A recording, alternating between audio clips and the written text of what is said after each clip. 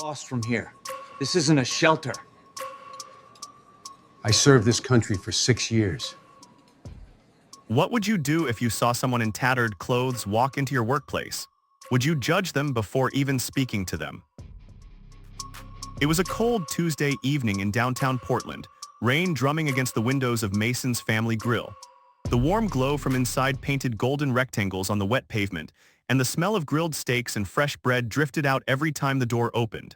Families laughed over dinner, couples shared quiet conversations, and the soft jazz music created the perfect atmosphere for a peaceful meal. But one person wasn't there to enjoy the ambience. Frank stood outside in the drizzle, his worn military jacket soaked through, clutching a crumpled $20 bill in his weathered hand. At 62, his gray beard was unkempt, his boots had seen better decades, and his backpack held everything he owned in this world. But what happened next would change everything, not just for Frank, but for everyone who witnessed it. Frank wasn't what most people assumed when they saw him on the street. 25 years ago, Staff Sergeant Franklin Hayes had served 3 tours in Vietnam, earning a Purple Heart and Bronze Star for his service to his country. He'd come home to a hero's welcome, married his high school sweetheart Sarah, and started a small restaurant with his military savings. That one restaurant had grown into something he never imagined. Mason's Family Grill, named after his late son who died in Iraq, had become a chain of 47 locations across the Pacific Northwest. Frank had built it from nothing, working 18-hour days, sleeping in the back office, and treating every customer like family. But life has a way of testing even the strongest people. Sarah's battle with cancer had drained their savings. The medical bills piled up faster than the restaurant profits could cover them. When she passed 5 years ago, Frank had quietly sold his shares to silent partners, keeping only majority ownership while stepping away from daily operations. The grief, the isolation, the guilt of surviving when so many others hadn't, it all caught up with him. Most people saw a homeless veteran and crossed the street. They saw the torn clothes, smelled the rain and sweat, heard the slight tremor in his voice from untreated PTSD. But Frank saw every interaction as a test of human decency. He remembered what it felt like to be invisible, and he never forgot that every person deserved respect. Marcus Thompson wasn't new to the restaurant business. 15 years climbing the corporate ladder had carved sharp lines around his eyes and built the kind of confidence that came from never being told no. At 38, he was the youngest regional manager in Mason's Family Grill history, overseeing 12 locations with an iron fist and a spotless record. Marcus prided himself on running a high-class establishment. He'd instituted dress codes for customers, trained his staff to spot undesirables from across the dining room, and personally handled any situation that might compromise the family-friendly atmosphere.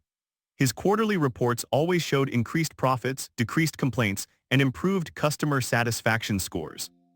The downtown Portland location was his flagship: marble floors, leather booths, and a clientele that included city councilmen, business executives, and wealthy families from the West Hills. Marcus had cultivated this image carefully, believing that exclusivity bred success.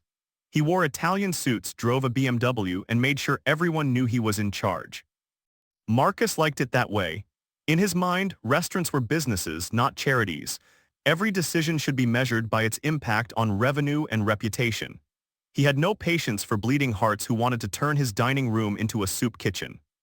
Standing behind the host stand that Tuesday evening, Marcus surveyed his domain with satisfaction. Every table was full, the wait time was acceptable, and the atmosphere was exactly what he'd worked years to create. But when he glanced toward the front windows, his jaw tightened. There was a homeless man standing outside, and Marcus knew exactly what that meant. It was exactly 6:30 p.m. when Frank pushed through the heavy glass doors of Mason's Family Grill. The sudden warmth hit his face like a gentle slap, and for a moment he just stood there absorbing the sounds and smells of the restaurant he'd built from nothing. The soft murmur of conversations, the clink of silverware, the sizzle from the open kitchen, it all felt like coming home. Marcus was reviewing the reservation list when he spotted the intruder. His perfectly styled hair, pressed shirt, and polished shoes were in stark contrast to the figure by the door. His face immediately hardened as he recognized the type of problem he was dealing with. "Excuse me," Marcus called out, his voice carrying across the entrance without warmth or greeting. "You can't be in here." Frank turned toward the voice, water still dripping from his jacket onto the marble floor. "Good evening, sir. I was hopping to get some dinner."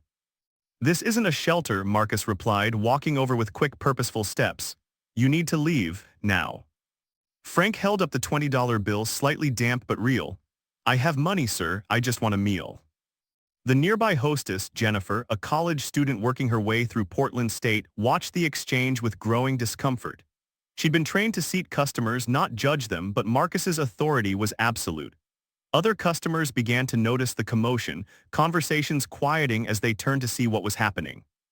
Marcus stepped closer, lowering his voice but increasing the intensity. "Look, I don't know where you got that money, but we have standards here. This is a family restaurant and you're making our customers uncomfortable." Frank glanced around the dining room, seeing the stares, the whispered conversations, the way parents pulled their children closer. His heart ached, but his voice remained steady. "I understand your concern, sir, but I'm not causing any trouble. I just want to sit quietly and have a meal." The tension in the air was palpable. Jennifer shifted nervously behind the host stand, torn between her job and her conscience. A businessman at table 7 had stopped mid-bite to watch. A family with 2 young children whispered among themselves, the mother shaking her head disapprovingly. "You don't understand," Marcus said, his voice rising slightly. "This isn't negotiable. You're dripping water on our floors. You smell like—" He paused, his nose wrinkling in disgust. "You're not dressed appropriately for this establishment." "I served this country for 6 years," Frank replied, his military bearing becoming more apparent as he straightened his shoulders. "I may not look like your typical customer, but I have every right to purchase a meal if I can pay for it." Marcus laughed, a cold sound that carried across the entrance. "Playing the military card? How original. Look, hero, I don't care where you think you've been. This is my restaurant and I'm telling you to leave." Frank's weathered hands clenched slightly, the $20 bill crinkling in his grip. 25 years of building this chain, of creating jobs, of serving the community, and now he was being thrown out of his own restaurant by someone who didn't even know his name. That's when Marcus decided to make an example. He raised his voice loud enough for the entire dining room to hear. "Security, we need to escort this vagrant out immediately. He's disturbing our paying customers." Frank felt the familiar tightness in his chest, the same feeling he'd had in Vietnam when everything went sideways. But he kept his voice calm, measured.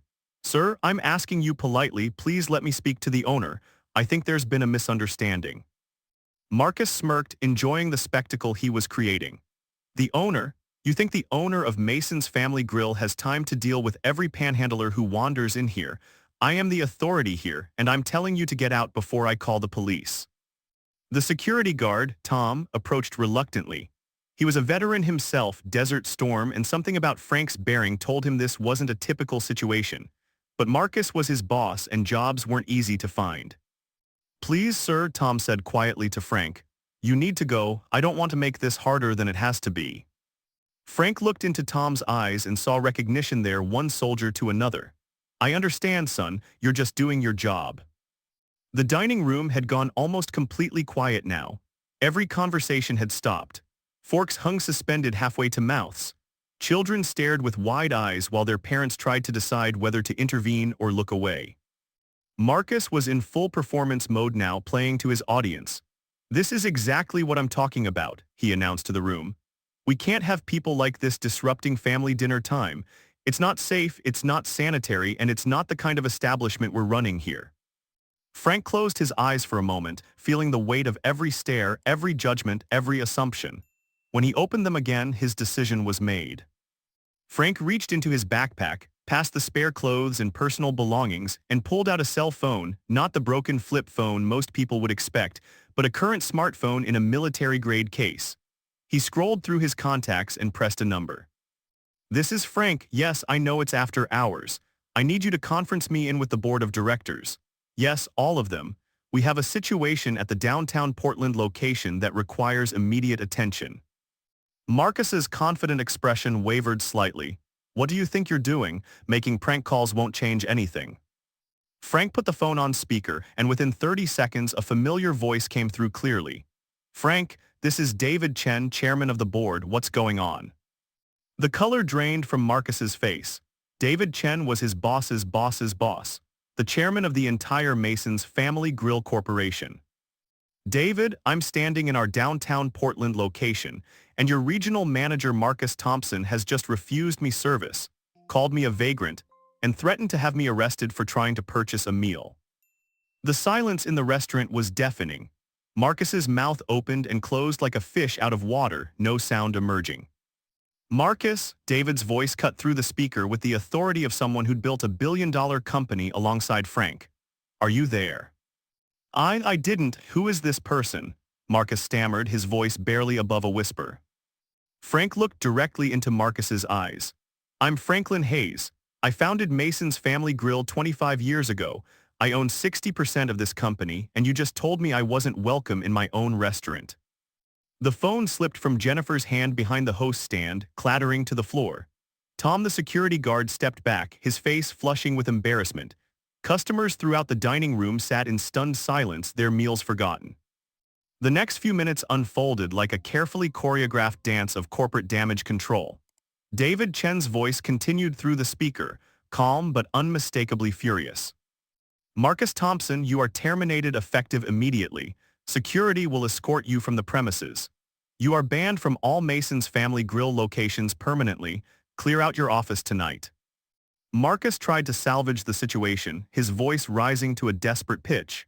Wait, I didn't know. How was I supposed to know? He looks like, he's dressed like. Frank held up his hand and Marcus fell silent. When Frank spoke, his voice carried the authority of someone who had led men in combat and built a business empire. The way I'm dressed doesn't change who I am. More importantly, it shouldn't change how you treat any human being who walks through these doors. Jennifer stepped forward, her young face flushed with shame. Mr. Hayes, I'm so sorry. I should have said something. I should have stopped this.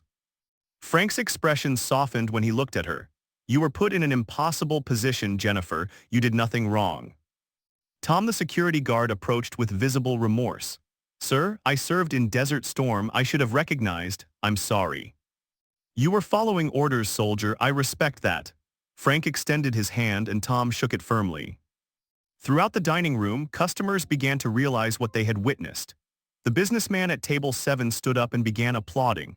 Others joined in, creating a wave of sound that filled the restaurant. Some approached Frank to apologize for their initial reactions, others to thank him for his service, both military and to the community.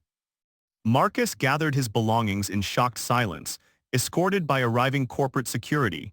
His career in restaurant management was over, his reputation destroyed by 15 minutes of prejudice and arrogance. 3 weeks later, Frank sat in the same restaurant, clean-shaven and wearing a simple button-down shirt and jeans. He'd found temporary housing and was working with VA counselors to address his PTSD.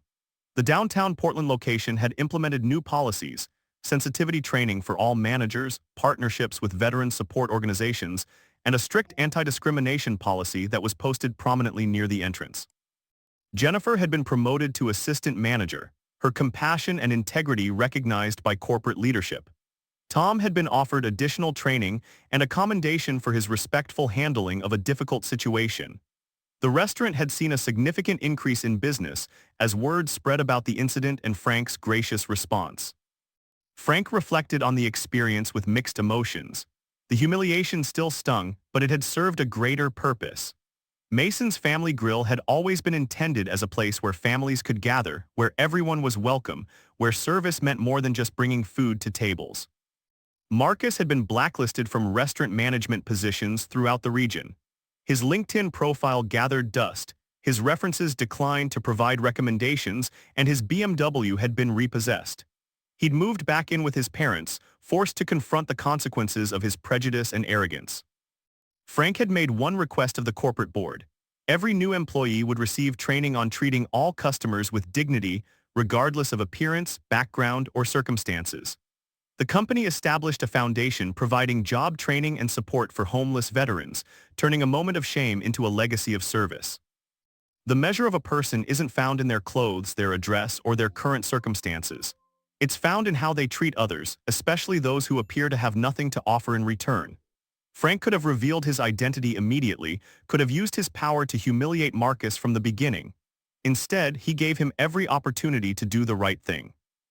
Every day, we encounter people whose stories we don't know, whose struggles remain hidden, whose worth extends far beyond what we can see on the surface.